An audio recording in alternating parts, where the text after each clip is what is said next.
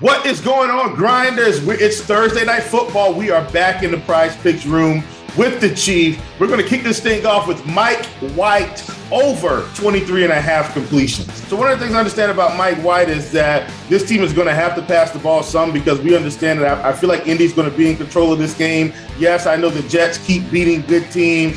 I don't feel like that's the case. Short week should be a little bit of a pull for the defenses on both sides. I think Mike White gets to dial up the passing yet again. Short completions, intermediate completions. I think we're going to get there at 23 and a half. Went well this number last week. Had 20 in his partial start. I think we're going to be just fine. All right, next up on the board, we have Nyheim Hines over 1.5 receptions. Now, this is something I talk about a lot with players, is that activity is the biggest indicator of production, and Nyheim Hines is getting enough targets in this offense. I think he's going to be just fine at 1.5. I definitely think he can catch 2 balls, even if it's 2 balls for -2 yards. Hope that's not the case.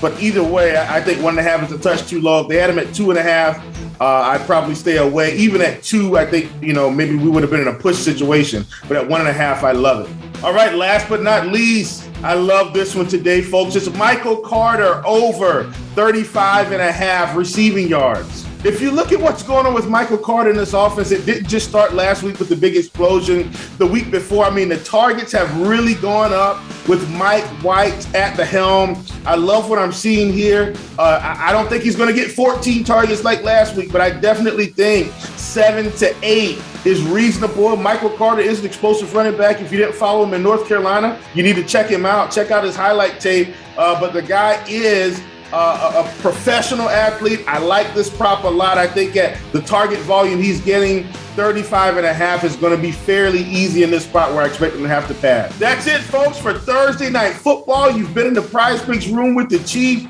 We will see you next week for Monday Night Football.